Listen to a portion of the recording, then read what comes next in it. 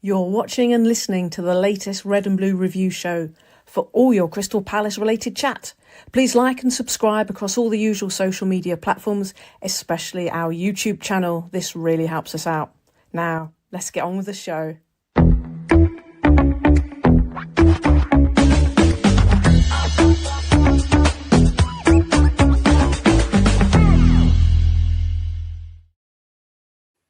Hello, a very good evening, Palace fans across the globe. Welcome to yet another Monday night Red and Blue review with me, Ian Noble, hosting once again this evening. We have another double header for you, of course, as we look back on Zrinjski Mostar away in the Europa Conference League and also Wolverhampton Wanderers in the Premier League. In a week that sees Crystal Palace rise to 13th in the Premier League, taking us 10 points clear the relegation zone, but also 10 points just off Champions League places. And a week also when Oliver Glasner has made more comments, which has attracted off-the-pitch attention, of course, around SE25 and split the fan base, really, on the reaction. We'll talk all about that and get all the reaction to it as we go through the show this evening. Joining me, of course, tonight, we have some of our usual faces with us. Here's my friend Yasmin. Ms. Broom, how are you? I'm good, thank you. All the better for 3 more points. Exactly, 3 more points. Yeah, all good. And Mr. Fergus Teard, welcome to you in your Palace man cave there. How are you, my friend? I'm very well, thank you, Ian. Evening, everybody. Yeah, very good. Good to talk to you after 3 points. Absolutely, absolutely. And joining us well, it's been a while since he's been on the show, but we got him on tonight. Take that off, please, Mr. Grant Saunders. He's Boom Man. Grant Saunders, finding use of his John Philippe Mateta glasses. Welcome along to you, my friend. And we've also got a debutant on tonight, young Lewis King. Good to have you joining us, Lewis. How are you? Cheers, guys. Really good, thanks. Home debut. Probably not going to be as good as Strand Larsen's, but I'll give it a go. Very good, very good. You worked on that one. And Grant, let's introduce you properly. How are you, mate? Are you okay? Yeah, good, fine, thank you. And caught up on my sleep after a bit of a disastrous journey coming home from beautiful Bosnia. Indeed. And that's one of the reasons we've invited you on tonight, you two guys. Down on the bottom of my screen, of course, is to talk about your European away day last week in Bosnia. After a time in this Conference League of going to Norway, we went to, where did we go next? We went to Poland, we went to France, we went to Ireland, and the 5th trip is Bosnia, a country that many of us have been to before, if any. Yasmin took us through last week some of the background to Zrinjski Mostar. Let's come to you first, Grant. Tell us a little bit about your match day experience, first of all. How was it for you in the ground?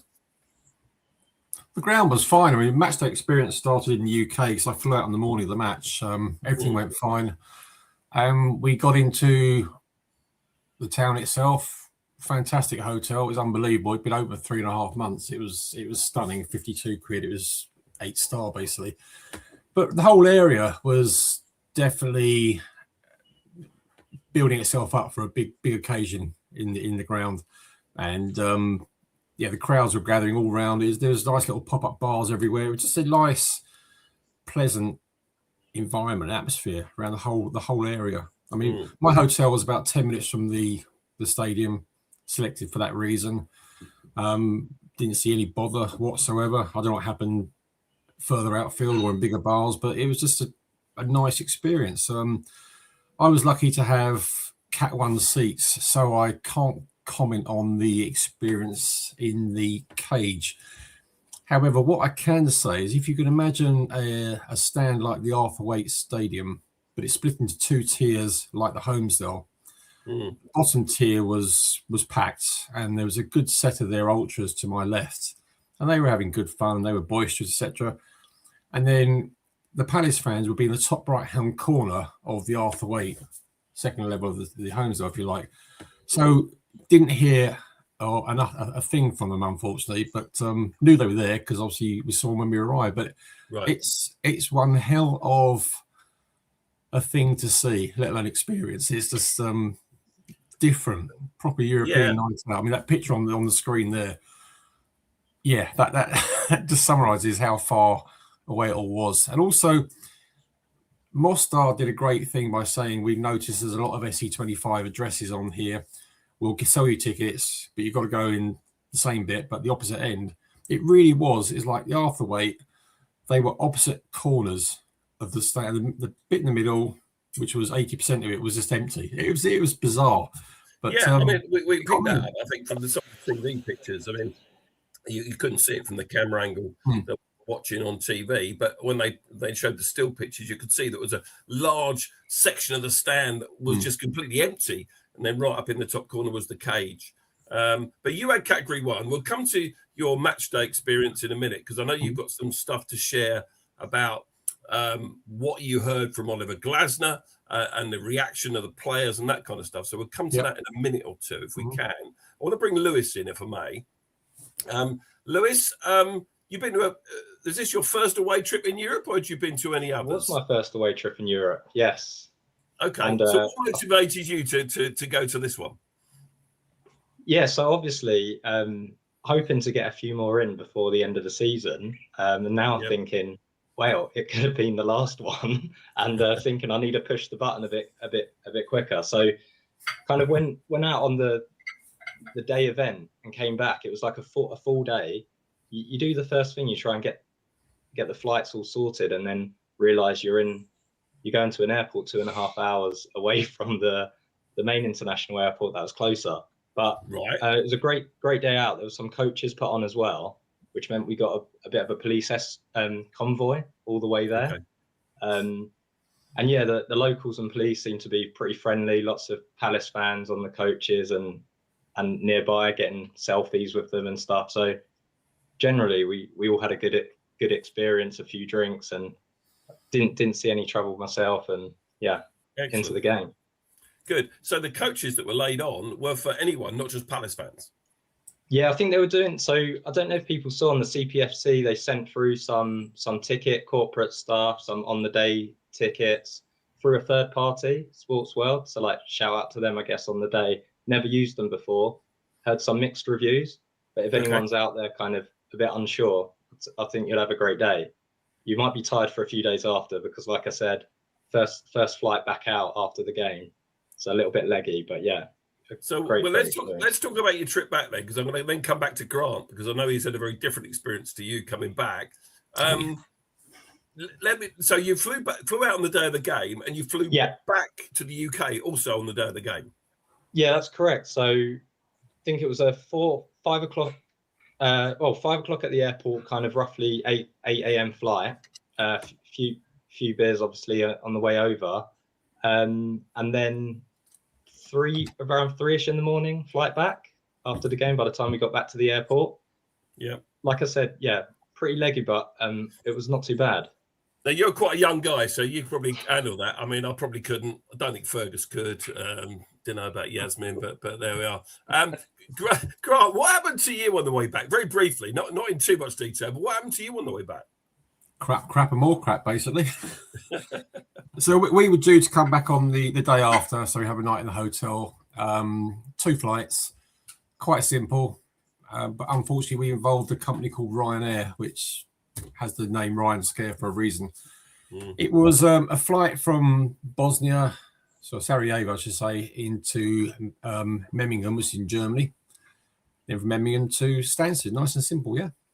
Yeah, nice and simple. However, our flight was late departing Sarajevo. Actually, it was just delayed, and then it got delayed more and delayed more and delayed more.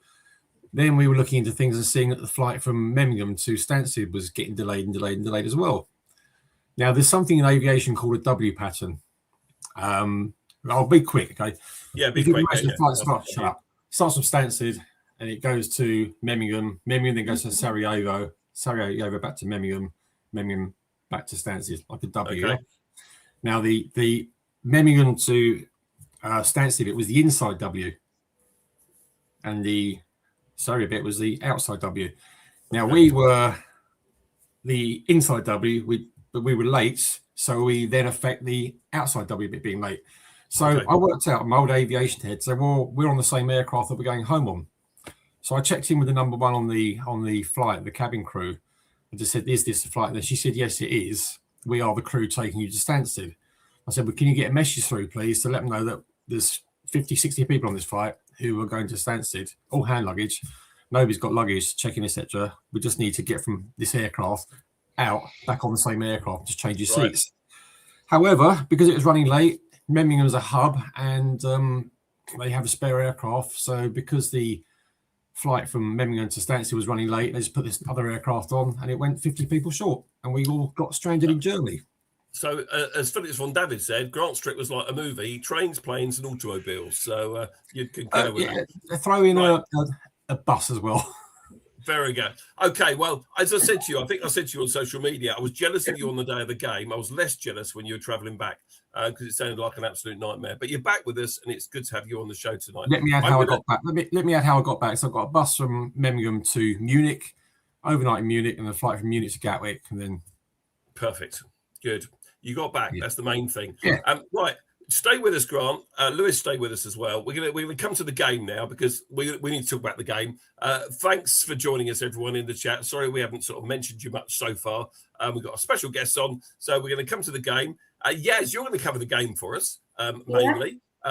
Guys, we're going to bring you into it. Very different experience watching it in the ground to watching it on TV, like most of us did back in the UK. So, Yasmin, let's get the team news up first of all. Changes in the team.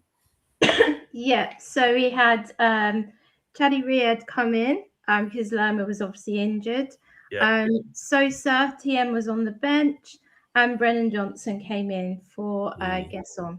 I don't know if anyone had any particular views about those changes or whether that's what you would have expected. I mean, I think the one for me was Sosa. I know he's played a bit in Europe, and I think maybe Glasner played him because of his experience playing European football. Would that be fair, do you think? Well, I think so. I really hope it wasn't because he wanted to play in the same place as Luka Modric, as was suggested somewhere. I thought, oh my God. Yeah, it did make me a bit nervous. But as you say, he's played in the other European games, so I guess it makes sense. And then I thought it was interesting that both Max and Dino went up for the toss with the referee. So obviously Max taking his vice captain job seriously. I thought we started okay, not too bad. And Saar had a shot saved on 7 minutes. Then on 10 minutes, Saar put the ball in the back of the net, but was flagged offside. And at the time, he was like saying to what, me? How can I be offside?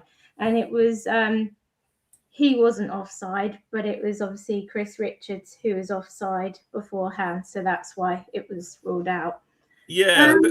I mean, I don't know. In the ground, was it immediately obvious, Lewis, to you that goal was ruled off because of Chris Richards being in an offside position, then coming back in to an onside position? Celebrating. I was up celebrating, not at all. But it was quite obvious afterwards, I think. And then, yeah, as Grant said, a few locals around us let us know definitely it was offside. Yeah, fair enough. Because you weren't in the cage either. Grant mentioned that he wasn't in the cage. You weren't in the cage either. That's bad planning on my part because I was hoping to get one of you that had been in the cage, but never mind. If you're in the cage and you're watching, tell us what it was like. We'd love to hear about it. Okay, so yeah, I know he's definitely offside. I mean, that's the rule, okay, but he doesn't interfere with play when he's in an offside position, comes back into an onside position, plays the ball, and we score from it. So I just think I felt a bit hard done by. I know it's right. And that's the rules. But Fergus, would you agree? Feel a bit harsh by that decision? Well, when you see it on TV, he was definitely offside. So yeah, you've probably got to. Just me. Okay, yes, it's 0-0. 10 minutes gone. Yeah, 0-0. And then it sort of went off the ball. Zrinjski had a couple of chances. 22 minutes and 39, and then Munoz had a chance on 42 minutes, but then a couple of minutes later Saar scores in the bottom right hand corner, and it was an assist from Sean Larson, and yet nothing wrong with that goal. So it meant we went in at half time 1-0 up, which felt good because there's so many times we haven't done that in these games. Yeah. sorry, yeah. So we're 1-0 up at half time. Mark Callahan says in the chat, Palace with the low block once again and unable to cope. We've got some stats we're going to come to later, guys, about the low block teams we played this season, because you're not wrong. But at least we were winning in this one. At least we were 1-0 up going into the break, which felt good, didn't it, Yaz? It really did, yeah. And I read somewhere, I don't know, Paul Bristow, tell me if it's right or wrong, but that's Sar's third European goal this season. So that's good.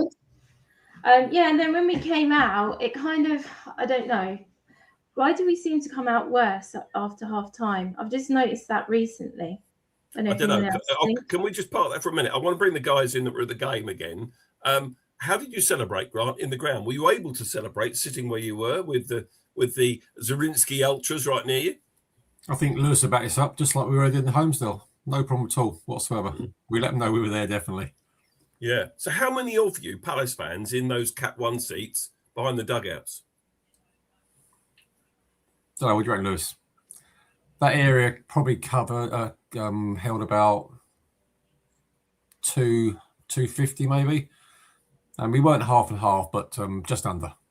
Okay, so about 100 Palace fans. Yeah, we were very spread out. We weren't really huddled together too much. We had a few of them people to my back, to the left, but other than that, I think most people were at the back of the area. Yeah, and the ultras were great. They were quite far over though, onto the left side. Yeah. So we could definitely see them. They were bouncing the whole game, but not close enough to cause any problems. Okay, fair enough. Good. Okay, so 1-0 up, but yes, you stated rightly. We didn't start the second half particularly well, did we? No, we didn't, and I've noticed that's happening in quite a few games. Just makes me wonder what's going on at half time and whether anyone's listening to anyone else. But yeah, then on 55 minutes, Abramovich, he scored to bring them level, and the goal, I mean, it was awful.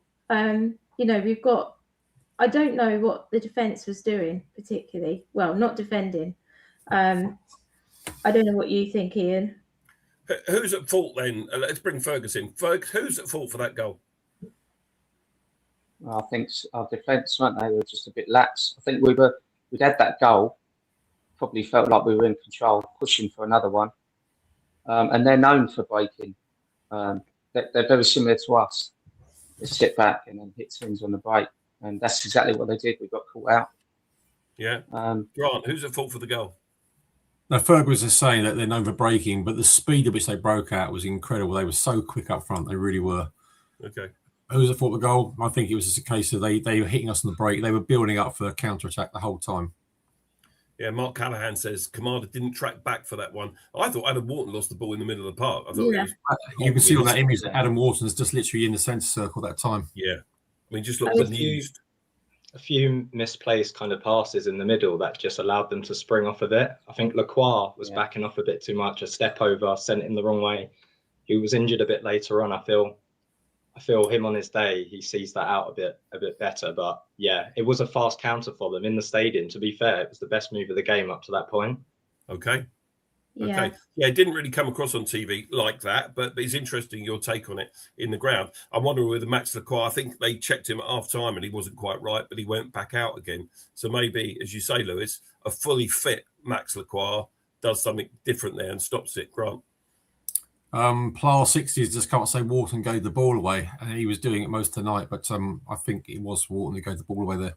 Yeah, sure. Yeah, it was. He had a poor game, Wharton. Poor. I mean, even at 1-1, I'm thinking, okay, we can still go on and win this. Is that the general feel? Yeah. Well, yeah, you would like to think that, definitely. So, yeah, then unfortunately, we had Max go off injured. And to me, that was one of the worst things that happened in that game. Just knowing that Lerma, who was our cover for the centre-backs, he's injured, and what we were going to do next. And Brennan came on as well for Pino. Grant had your hand up. Yeah, when Max went off, you saw him stamping his right foot down, and he went off, but he did come back out. He got in, he showered and changed and came back, and he was walking quite freely. So I don't know what the extent of the injury is, but obviously he's not around now. No, well, apparently the latest is that he's going to be okay for Thursday. So that's what I've heard today, which is. I think he came off precautionary rather than had to. Yeah, absolutely. Yeah. We've got to remember as well, I suppose, and I think Glasner's alluded to this in some of his pressers, is that this is a team, they're Bosnian champions. I think they've got more experience of European football than we have. Their players have played in Europe far more than our players, if you add it all up. So it's an interesting take. Okay. So just to update, Paul Bristow says that West Ham are beating the under-21s 1-0. Just to prove we're live, 1-0 down on 61 minutes. Thanks, Paul. So we did have a couple of chances. We had one from Munoz, and then Adam Wharton, who I think we all agree didn't have a good game. He did have a shot that literally smashed the bar, and which was unlucky. It would have been brilliant for that to go in, but it didn't. Did that get you out your seat, Lewis? That one, or Grant? Did you get out your seat for that one? Absolutely, of course it did. Yeah, I even felt afterwards. He also had a shot in the first half. He went about 3 foot over the top. It was very similar. It was fiercely hit, but one in the second half. When is he going to score for us? He's just not had any luck. He has scored for us. He scored against Arsenal. He's not scored for us. Yes, he has. He scored a penalty against Arsenal. Oh, penalty, very funny. Yeah. Thank you, Grant. Thank you, Grant. Don't call us, we'll call you. Lewis, were you out your seat when he hit the bar then? Yeah, so he does hit it well. He always seems to hit them quite well, but didn't go in. The one for me as well, it falls to Kamada. I don't know if anyone remembers it too well, onto his left foot, and he just shanks it. And it's kind of like, just get another one on target. You're putting the pressure on, and it was a shame. When we started picking up some momentum, that we kind of blew it in those spaces. Yeah, I think also when Adam shot, when it came back off the bar, Kamada did shoot it, but he obviously thought he was at the rugby because it's more of a conversion than a shot. But yeah, we did have another chance from Pino that forced a save from the keeper. I mean, the second half really wasn't great. I mean, I don't think it's going to go down as a classic game, but there was another incident which sent us all a bit crazy on the WhatsApps and messengers, was that their substitute, Sakota, I think it was, he had a shot and there was kind of like a scramble in the area, and Dino got the ball in the end, but before he got it, it did touch the arm of Munoz, which I don't think I noticed at the time. And then all of a sudden they start saying, oh, there's a VAR check when we're down the other end. So I was thinking, well, what? And then I thought, oh no. And then they started saying, yeah, it's a penalty check. That seemed to go on, it seemed like quite a while after the incident actually happened. And then the VAR person called the referee over. And I think, well, we're going to think this, but I think the referee did really well here. He had a good look and discussion, and he felt it was more that Munoz was fouled rather than a deliberate or even an accidental handball. So they didn't get a penalty, and I just thanked everyone for that. Yeah. I don't know what we would have done if we'd lost. It was a scary moment, wasn't it? In the ground, did you know what was going on? Not really, no. Nothing was being said. Lewis, sorry. Thought we were getting a penalty up the other end. Yeah, it wasn't clear which end it was. No, it wasn't clear at all. No. No, I mean, watching it on TV, it was, it seemed to take forever to make the decision as well. But it's interesting because he gave us a free kick in the end, didn't he? He said that Munoz had been fouled. So yeah. I thought the ref did all right actually on the night. I thought he was, anonymous for most of the game, which is always a good sign. Yeah, Paul Bristow says Dino saves penalties though. Yeah, fair enough. I've seen a comment go through. Where is it? Wharton would win the crossbar challenge. Thanks, Philip David, for that one. Of course, he hit the crossbar in Strasbourg as well, didn't he? So, Mark Callahan says if the pen was given, I was going to forget the rest of the season and go fishing instead. Absolutely. Anyway, so we finished 1-1. Glasner wasn't happy at full time, was he? No, and neither were the fans from what we've had. So, Grant, what did you hear? You alluded to it in one of your Facebook posts. What What did Well, I you hear? didn't allude to it. I actually wrote down exactly what I saw and heard. Lewis, you might be able to vouch for I'm this trying as to be well. kind. Yeah, go on. Yeah, Lewis. That's not Lewis. Yeah, Ollie was shouting his instructions to the team, and it was very noticeable how visibly they were not listening and they were turning their back on him. They really were. You could see they weren't listening to him. There was some very, very bad discord in the second half of that match. I think first half it was okay. After second half, Yaz, I think you said earlier on, something they come out in the second half. It's always different, but definitely there was a breakdown in the second half. It was horrible to see. So and right on full time, he was having a go at Munoz, wasn't he? No, I didn't see that because I was busy playing with their ultras. Okay, I saw it. I don't think Munoz really acknowledged him either.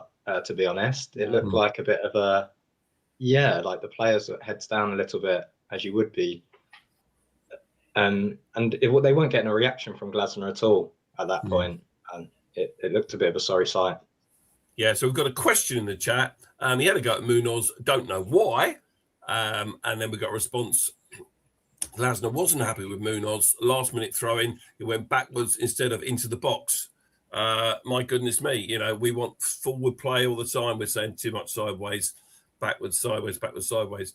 But I guess right at the end, Glasner felt we should have been trying to press on and win the game more than we were. But yeah, I think one of the positives for me in that situation was that's not for me a manager that's checked out. We'll come more to Glasner. We talked about it last week a lot.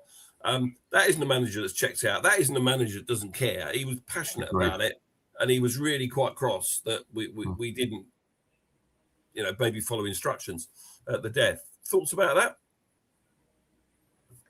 I agree with you. He's really passionate, Ian. He can be really passionate, but if he's lost the players, it's it's difficult. Yeah, and you agree with me, Grant? Yeah, they just look. They weren't engaged on Thursday night. Just weren't engaged. Definitely that on the night in Europe, but it was different yesterday, wasn't it? It was. I'll come on to that, guy. Yeah, as well. You're not steal your thunder. Don't worry, Ferg. Yeah, no. But you're right. The players, the reaction at the goal was fantastic yesterday. Yeah, it was nice to see. Yeah. We talk about Glasner losing the dressing room. We just don't know is the truth of the matter. Yeah. And there's lots that's been said this last week. Lots of criticism, lots of reaction. And I'm wondering whether there's been an overreaction, but we'll come to that maybe a little bit later on in the show. Nigel, I think we've got a graphic, a full-time graphic that's a little bit different on that game in Europe. There we are. So just to talk us through this then, Yaz, if you would, please. Yeah, so the most shots was actually Adam Wharton, could you believe? The most touches was Chris Richards, and the most final third passes was also Adam Wharton. So, and then the shots, we had 11, they had 6. We had most of the possession, 72.2%. We had 3 corners, they had none. We had 11 fouls to their 9, I think. Sorry, I can't really see that. And then we were offside 4 times. And the most creative chances, I'll just mention this because he gets a lot of bad press, was Brennan Johnson. So at least he tried. I know it's not coming off for him right now, but yeah. And that first corner wasn't until quite late into the second half, was it? I mean, I think it was about 70, 80 minutes or something before we got a corner. I think that's right. Okay, so we're going to the game next Thursday, all nice and square, and a chance to go through home. I'm going to cough now. 1 sec. Someone else talk for a bit. Yeah, I mean, I saw in the chat someone saying we have to be the 12th man really on Thursday, and I think that's true. And if you haven't got your tickets, I think there are still some available, so it'd be good if you got along there and gave them some support, because we really need it. It'd be good to get through this because there's possible good rounds coming up afterwards. Sure. And just wanted to add, I think we got away with one as well a little bit. I think we didn't create an awful lot, and 1-1. I'm happy with that 1-1 in the end. I feel it gives a chance for both teams to play for it going into the next leg, which is definitely where we want to be. So, yeah, hopefully it's a wake-up call. Yeah, good point, Lewis. Good point indeed.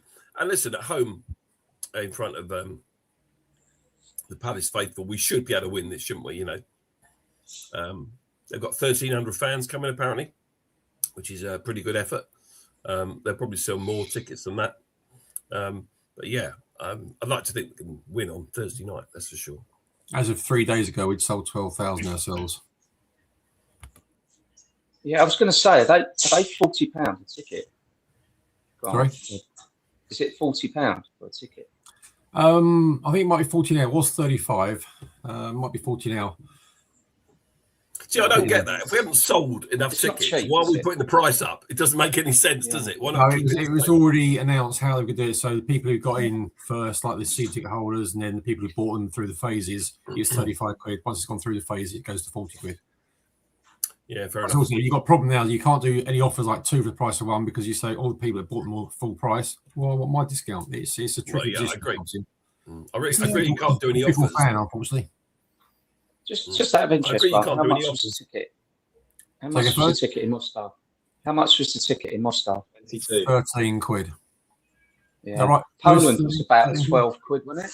Yeah, but it's different out there, and Ireland it's was 20 euros. different level of pricing for everything. You know, how much is a bar of chocolate? So you know, how much is a pint of beer? You know, it's all different. So the point I was trying to make was, if you haven't sold enough tickets, I realise you can't do special offers, but I don't get why the club will then put the price up if they haven't sold enough. Why not just keep it at the same price as it was before, 35 quid?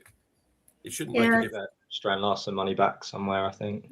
Yeah, okay. And pay that fine for the Nottingham Forest game, you know, who knows? Also, Ian, the away tickets in Europe are capped, aren't they? So we haven't really paid much more than that, I don't believe, for our tickets. They've been really cheap. I can't remember what we paid. Yeah, I don't think we have, no. Yeah. Anyway, look, guys, thank you very much for your insight as to what happened out there, Lewis and Grant. You're welcome to stay with us for the rest of the show.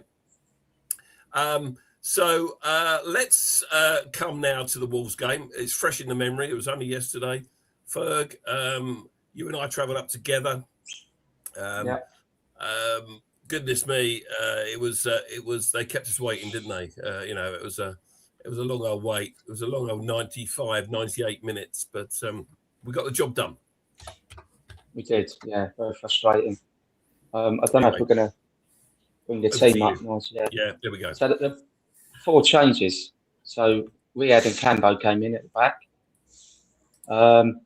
and Hughes and Pino were selected in midfield. So I think that's the most changes we've made between 2 Premier League games. 4. And obviously for reasons we've had to, because Lacroix was injured at the back. So we had a fairly inexperienced back 3 when you think about it. Riyad coming back from injury, Cambo, you know, youngster, just still settling in, and then Richards obviously is more experienced. There was a lot that Grant. I mean, Fergus. Sorry, there was a lot of speculation about who was going to play in that back 3. Was that back 3 what you expected to see, or would you have expected to see it differently, Ferg? I actually thought he would have played Klein, just for the experience, and being that it's a must-win game. But he decided to go with fairly inexperienced back 3, so a little bit risky, but thankfully it's paid off. But probably justified. Yeah. Okay. Right. Yeah. Let's get into it then. Okay. So, do you want to talk about it? Yeah. Go ahead. No, don't advertise. Sorry. Yeah. I don't know what people's views are on this, whether they agree or they don't, but well, look, guys. I don't want to mention. It's the elephant in the room. It is, yeah. It's the elephant in the room, so we should still talk about it. Nice. Let's get that back up if we can. Let's say opportunities missed, board inept, fans disrespected, Glasner finished. Okay. I thought it was quite a considered banner. I think they've given it a bit of thought, and they just want to make their views known. I haven't got a problem with it, really. I thought it was fine. Interesting that Sky chose not to show it at all. But But I think they got their point across because we've been speaking about it ever since, really. Whether the fans were disrespected, whether Glasner is finished, whether the board is inept, are up for debate, of course. But would you agree with me that it was quite a considered statement, if you like? Yasmin? Yeah, I would actually. We don't usually get that from them, but I thought this one was. I did agree with it personally. I know Paul and Leon did, but Mark thought that the banner was too much. But I thought for them there was no bad language, there's no offensive drawings or anything like that. And I thought actually it said that the way quite a lot of people were feeling at that moment. So that's what I thought. Okay, Grant, what do you think? I don't know really. The banner, I don't agree with the banners in the stadium at all. What's it doing to the club? What's it doing to what's been spoken about on the day? You need to be. It's been worded tonight, the 12th man in that stadium to get the team over the line. I don't know how it was, but we made Wolves at home a massive, massive match for ourselves, and we're promoting negativity. I don't agree with it. Okay, but yes, it was. I mean, there was no punctuation, but it was very grown-up letters and wording. Yeah, well done. Okay. Okay, let's come to why then Wolves at home, before we get into talking about any part of the game, was made out to be such a big game. I mean, it was a must-win, really. We talked about it as a must-win beforehand. Surely the reason it was a must-win was that we were only on 32 points. We were in every relegation conversation, and we just lost 3-2 at home to Burnley. So, and we'd only won one game in 12. So, Yasmin, you're nodding your head. That's the reason why it was a big game, yes? It was. We shouldn't have been in that position, but to lose to Burnley and in the manner that we did it, it meant that we were all nervous. I think someone put in the chat that the team were nervous.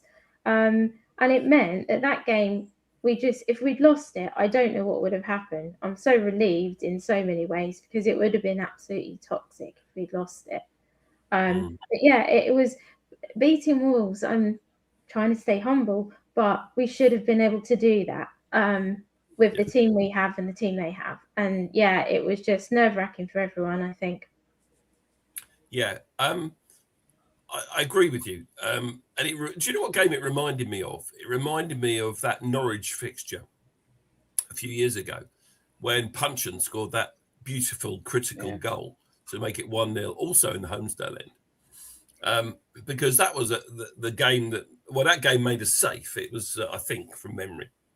But it reminded me of that day. We were better than the team we were playing, but we couldn't break them down. We just get one moment of quality, meant that we won the game. And I know it's a different time in the game when we scored the goal, but it reminded me of that game. Ferg, let's get into it then. Let's talk a little bit about it, what happened. Over to you. Well, first early chance fell to Pino. Mosquera, he fluffed his back pass, didn't he? And Sarr had come right off his line, expecting the ball to come back to him, and it didn't. It dropped. Pino nicked it off him, and he had an open goal to aim at. And not only did he put it too high, he put it wide as well. Now you could say it's early on in the game,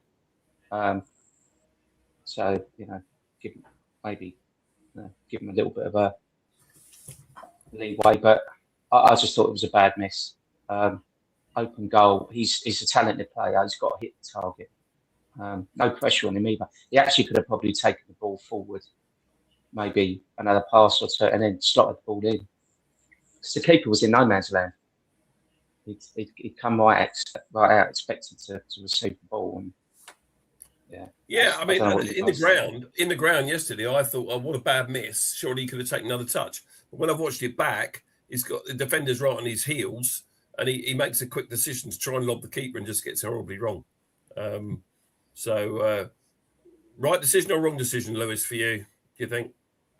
To lob the keeper, or should he take a touch? Yeah, you got to be putting that away.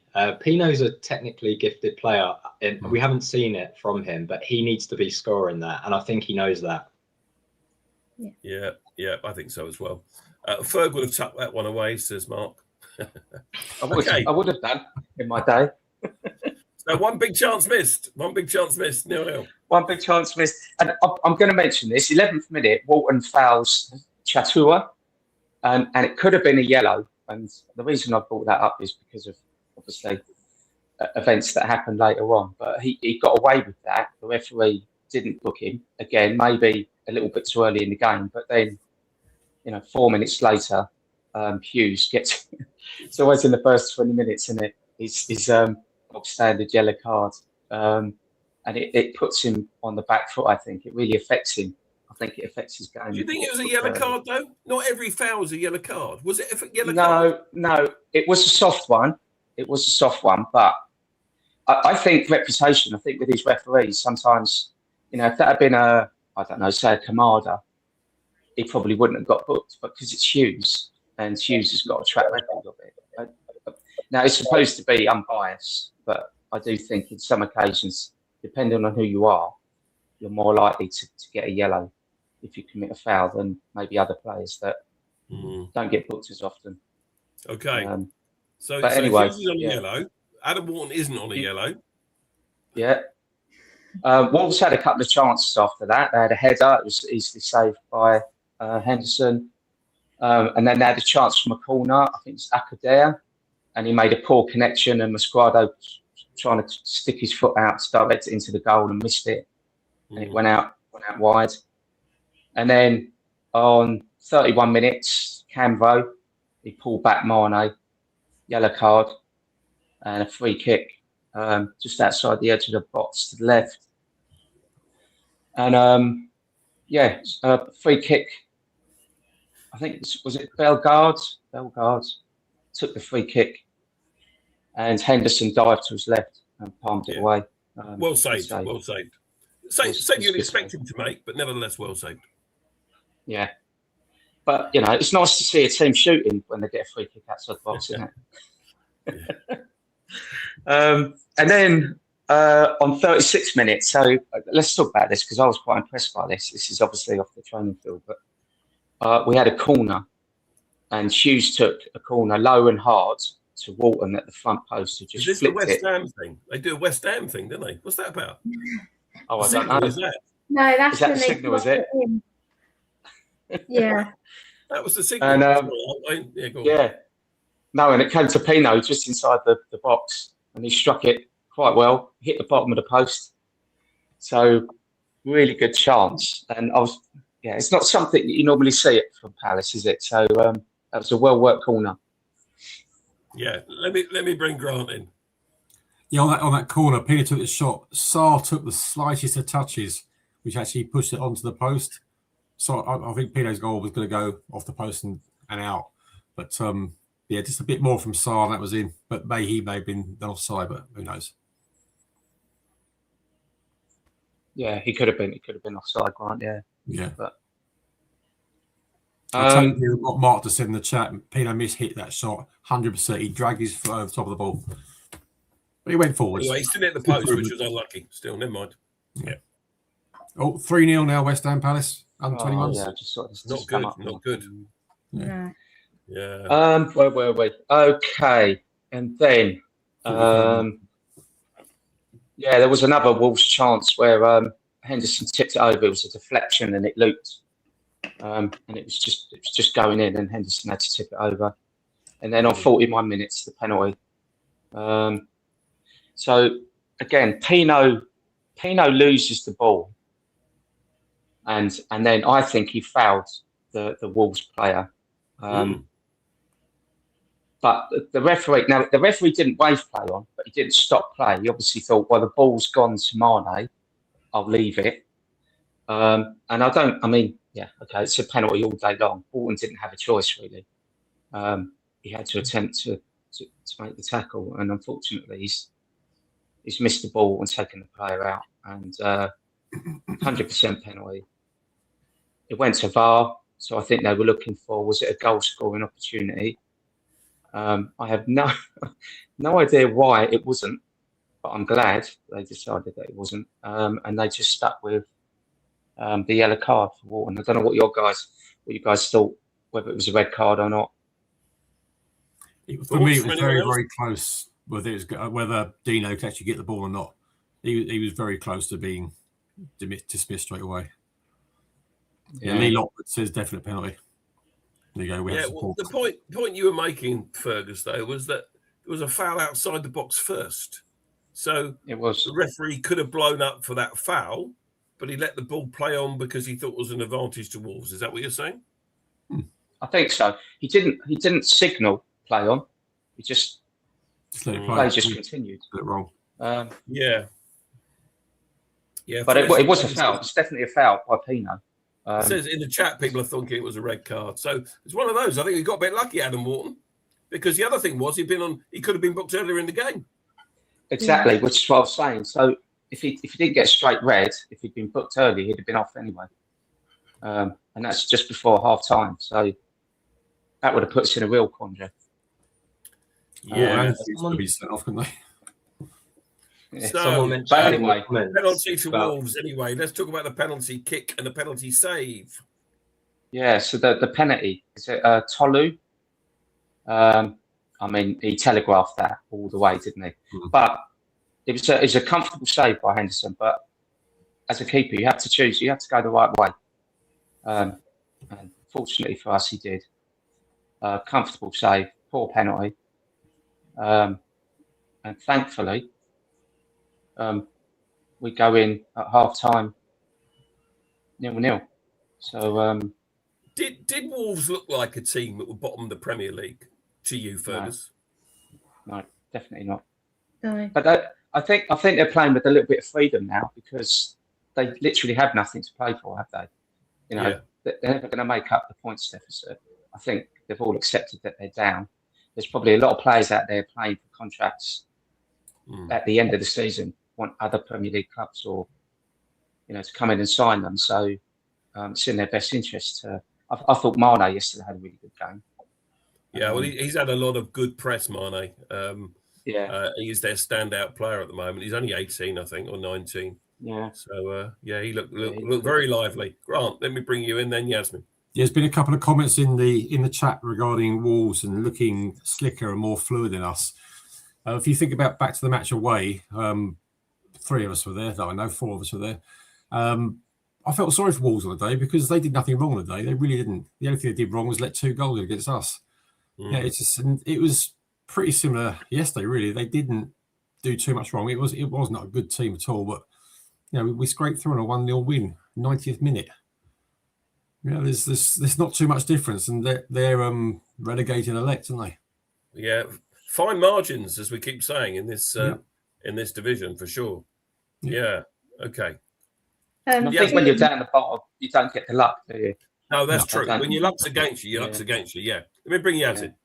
So I was just going to say that the 2 pools have said it's the double jeopardy rule, which was why Adam Wharton didn't get the red card and only got the yellow.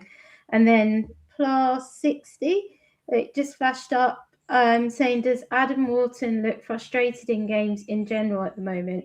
And I would say yes. And actually, he showed it yesterday. I don't know if you saw Ian. When Glasner was shouting to him, he started shouting back and sort of throwing his arms up. Yeah. So I think, yes, he does look frustrated. But he's not playing very well either, is he? So I think Adam Wharton knows he can play a lot better. I think that's the thing. He knows that he's a better footballer than we're seeing at the moment. He knows also that unless he plays better, he probably isn't going to be on that plane to the World Cup in the summer. So, you know, he's thinking he's got that thought in the back of his mind probably as well. And he's also thinking, okay, I've been linked with a lot of bigger clubs, you know, especially clubs back in the Northwest, which is where he's from. You know, if I want to get a transfer to a big club, if not this close season, then the one after, whenever that might be, I've got to play better than this. So I think he is underperforming. But I think the whole team have been underperforming, though. It's not just Adam Wharton, is it? You know, no one's been playing particularly well, Lewis, have they? You know, we've been struggling for points. Would you not agree, Lewis? You're muted. Yeah, I mean, some of my, players like Munoz coming back from injury, Wharton, ever since Macclesfield, where I think he kind of got played off the park in that central area, he's not looked that player that you want to kick on for the World Cup. So I was hoping all the players would be a bit humbled by it after being on such a high, but really we're just in a rut, and that's where I think I was listening to you guys last week talking about change with Glasner. It feels like we definitely should be getting more out of this group of players. Even though, how do you replace Gahey? How do you replace Eze? We've Elise the year before. It's difficult, but we've still got a strong team. Yeah, we have, and other teams manage it, don't they? You know, you look at your Bournemouths, and you know, they keep producing good players and selling their best players as well. You know, and that's our model. That's what we do at Crystal Palace. But it is finding that replacement. It's interesting. I think we missed Mark Gahey more than we realised we'd missed Mark Gahey. You know, I think he's a Rolls Royce of a centre back. He's proved that with his start at Manchester City. So you know, we're never going to replace him unless we buy somebody. We haven't been able to do that. It's well documented. You're not going to do that on the last day of the season because last day of the transfer window, because other clubs aren't going to let their best players go, no matter how much money you throw at them. So we've got to soldier on through for the rest of the season. And yet the young lads who played against Wolves, you know, both Camvo and Chadi Riyad did okay, as we've already said. Let's come back to the game, Ferg. Let's talk a bit more second half if we can. Yeah, so 45 at half time they took Hughes off and Kamada came on, or Kamada, however you want to say it. Yeah, and I thought, well, we started better in the second half, which kind of goes against what Yaz was saying earlier, but we did start the second half a little bit better. And Mitchell had a chance, ironically, from a long throw from Chris Richards, which in the second half nobody wanted any long throws to be taken. They all wanted a short throw. But yeah, if it just fell to a Wolves defender who tried to clear it and it fell to Mitchell, the shot, it was going in the top right-hand corner and Sar saved it. So, and then, so this is where where Wolves fall foul. Kretschke, he received his first yellow card. Yeah. Now I've got to say, just before he was booked, he'd committed another foul, which I also thought was a yellow card. So he could have had 2 yellows within a minute.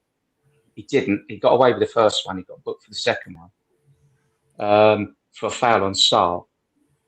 And then 3 minutes later, he's chasing that ball into the corner and it goes out of play.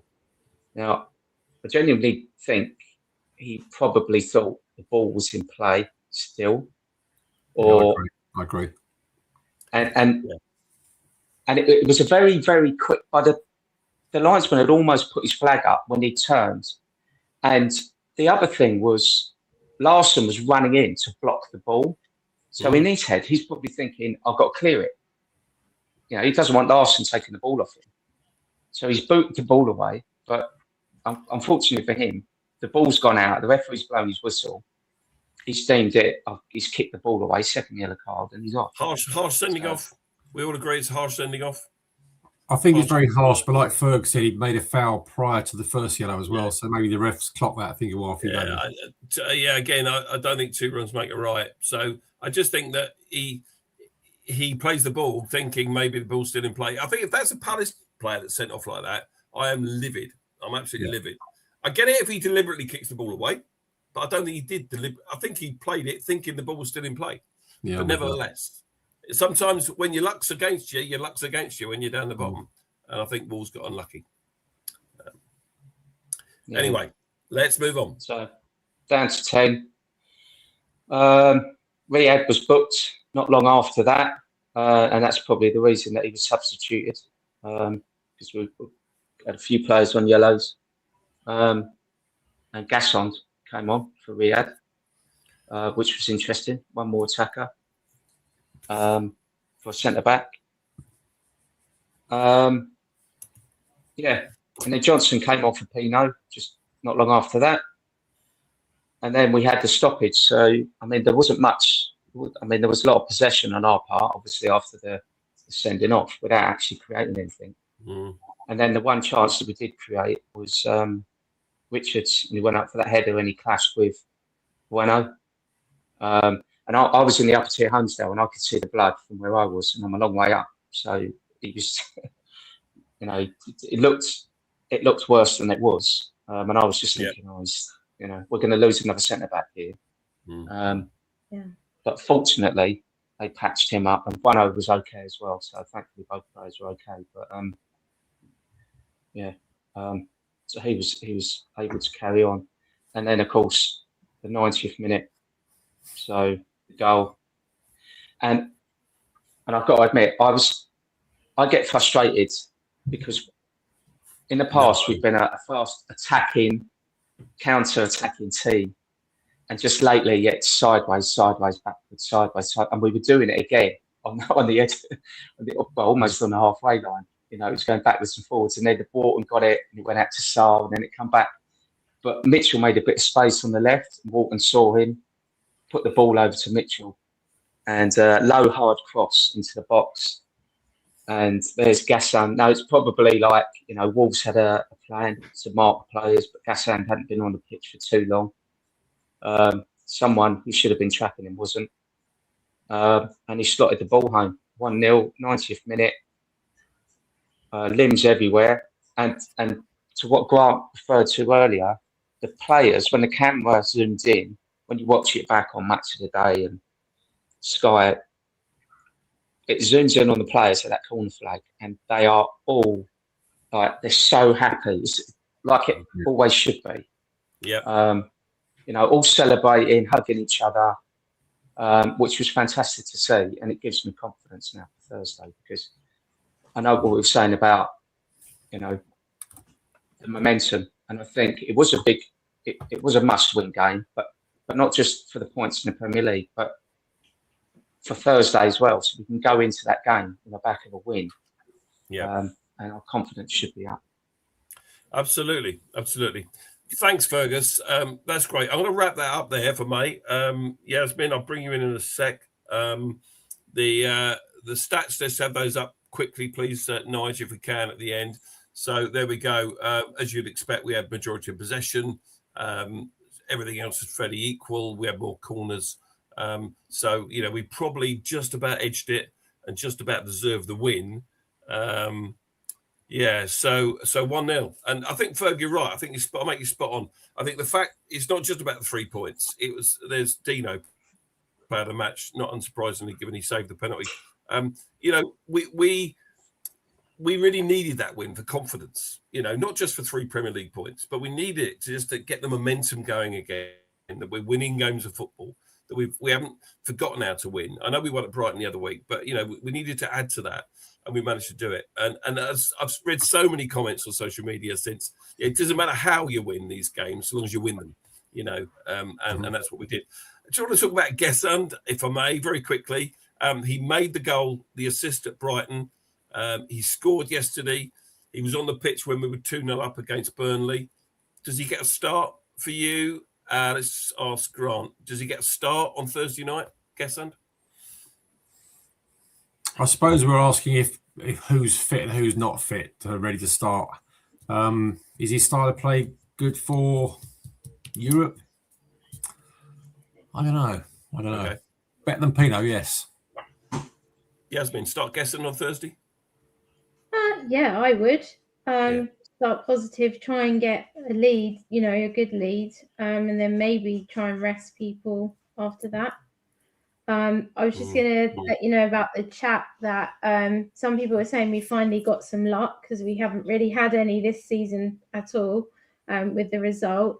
And then there was a question, do you think we would have beaten them if they hadn't gone down to 10 men? Mm-hmm. I don't know. You don't know. I'd like to think we would have done. I'd like to think we would have done. Yeah. Okay. All good. Okay, guys. That's great. I just want to touch on other teams. We must do this briefly because that's what we do on this show.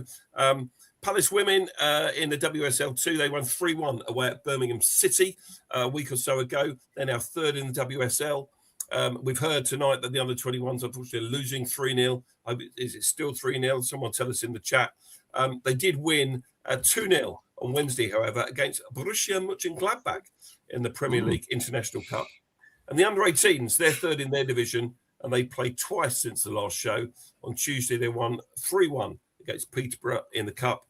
And on Saturday, they lost 1-0 to Leicester City in the under-18s Premier League.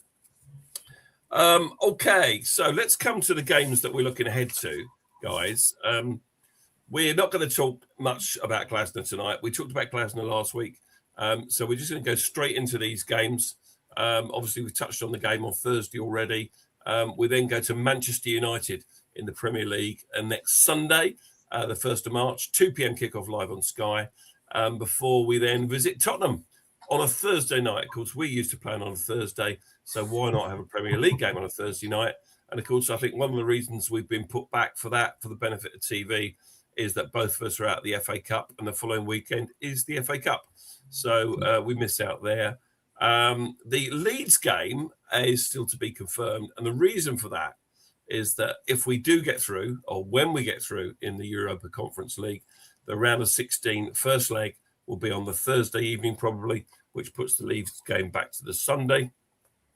And then there's a couple of games there ahead in April, still to be confirmed. Why? Also because of the Europa Conference League. And somewhere in there, we've still got the Manchester City away game to fit in, which has been postponed because they're in the Carabao Cup final. So how are we going to get on Thursday night, guys? Let's get your predictions very quickly. Ladies first. What's the score going to be, Yaz? On let's do both games on Thursday and Man United. So Thursday, I hope it will be at least 2-0 to us. Yeah. The Man United one I'm really nervous about. But we've had some good games there recently, but I think let's go for a draw. I think that's the best we can hope. Nice 1-1 score draw. Yeah. Fergus, what about you? 2-1, 2-1? Yeah, okay, next. No, I'm going to go 3-0. I'm going to go 3-0 Thursday. Yeah. Let's be positive. And I'm going to go 1-1 Man United. I'm a little bit nervous like Yaz because they're on form at the moment. But if we went on Thursday, that's 2 games on the trot. So we'll be going into that game with more confidence. So 1-1. Do we know what the Man United score is at the moment? I'm just looking it out. 0-0. 0-0, is it? Half time. Okay. There we go. Thank you. Grant, what about you? Do you want to give us some predictions? You know I never give predictions, but I will do tonight. Jane has said 2-0. She hasn't gone as far as Man United, but I'm going to go for 1-0 and 0-0. 1-0 and 0-0. Okay. You mean I'm travelling to Manchester with you for a 0-0 draw? Is that what you're saying? That's exactly right. But mind you, Jane hasn't lost in Manchester. There's always a 2 in the score as well. No. But she said 1-0. I know she's done. What you said? 1-0. Stop press. She's going for 1-0. She's going against the grain. Okay. And Lewis, what about you, mate? 2-1 on Thursday, and I'll cheer on a 1-1, I think, at Old Trafford, unfortunately. Yeah, I think the way Man United are playing, we'll take the draw now, won't we? For sure. Just keep the momentum going, make sure we don't lose the game. Guys, thank you so much. Thank you so much, Grant and Lewis, for coming on. I hope you won't leave it as long, Grant, to come back another time. So before you, Lewis, we hope we can get you back, Lewis, at some point soon, because you look the part, definitely, in your Palace shirt there, for sure. Fergus, thank you as always for joining us, and Yasmin, travel companion for away games. We'll be back, of course, on Monday, the 2nd of March, immediately after the Man United game. And I've heard that Mr. Nick Philpott could be back next week. So tune in for that one, guys. Thank you very much for joining us. Of course, stay humble, everyone. Good evening. All right, everybody. Up the Palace.